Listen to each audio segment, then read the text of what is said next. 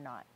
And so as a result of that, you know, when the process doesn't work, it's just one more thing in which we have to address as Kanaka Oiwi, trying to get a foot in the door, trying to put something on the table that actually appears and then ultimately becomes the objective. You know, a voice of authority that is accepted on the other side of the table as, yeah, okay, they know what they're talking about, you know. But then again, how do we qualify that? You know, how do we qualify that? So I think qualification is the thing that probably created some contentiousness.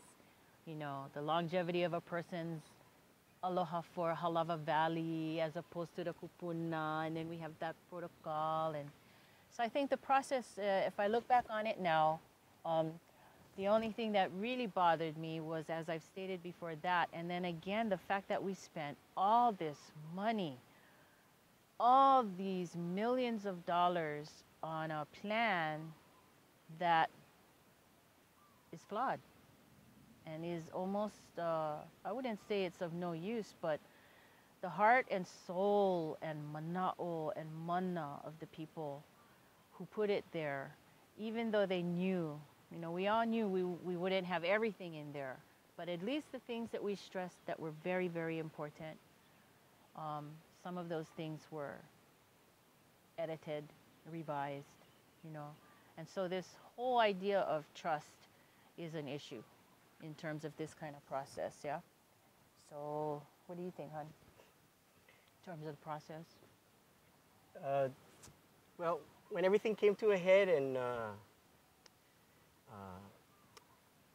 Kina came out with Darrow Ni'i to look for us. That was when we were at Heia Historical Society. And they invited us to these meetings. But, you know, Halawa had been kind of like on the back burner at that time because, you know, it was already done. And so what happened was you kind of like reignited the fires again. And, you know, went to these meetings at first with that same kind of akahele. As you go in, you know, you're not sure. I mean, you don't trust the government, you know, you don't, but you know that they have to go through this process, you know, it's part of the MOA that has to be done. So I think, you know, that first part just blew up, didn't last long. Then Kina came back again, came back with a new understudy. Was it Pono? Yeah, Pono Chong. Anyway, I think at the time though, you know, the group of us, there was a lot of us, and we were all passionate about Halawa, you know, and when you get a whole bunch of passionate people about, you know, something that was done, you know, after the wrong has been done, and now you want to do something right, it's really hard, you know, to mihi that. So, you know, I think the first part was like, we're all looking at the project as what we don't want to see happen. You know, we don't want to see this happen again. We don't want to see that happen again. You know, and we weren't as proactive maybe as I look back on it, you know, in hindsight, you know, as opposed to what we would like to see, you know. We were more like very cautious, you know, and why you want to do this and why you want to do that, and, you know, if our name is on this, then, you know, who's going to be a sellout, you know. So, you know, it was a long process, you know, and again, people fell out on the wayside, you know. A couple times I just wanted to give it up because, you know, sometimes we'd go in and we'd just be so frustrated that, you know, our voices are falling upon deaf ears because, you know, what you have here is you have people that, you know, come with, you know, aloha aina, and then you have these people that you're trying to mitigate it that are coming from an administrative point of view, and it doesn't kahi well, you know. You put that in the poi, and the poi is sour. the product you will come out is going to be all sour. So I think what you have is like, two perspectives that are looking at one thing. One has to follow within the rules. One wants to see an end goal and wants to, even if we have to bend the rules, so many billions of dollars were spent on this project, And back in '92 is when they did I believe when they did the MOA, they came up with this agreement of, what was it? What was the agreement for the money? 11. They came up with $11 million for this project, and that was back in '92. We're in 2011 now.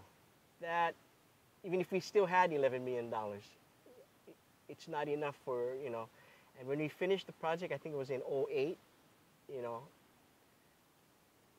at the time we thought we had cutting edge stuff, but now it's 11, and we're kind of behind the times, but which is kind of good though. Some of the stuff that we wanted is coming to, the technology is getting better, We're looking at having sustainable areas of these cultural resource centers, try to make it more sustainable, more something like our ancestors would reflect upon the Aina.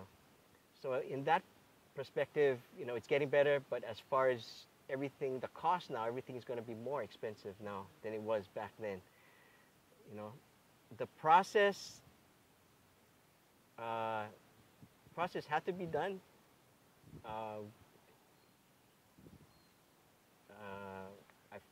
We did follow it all the way through. I don't know how many times I looked at drafts. I don't know how much.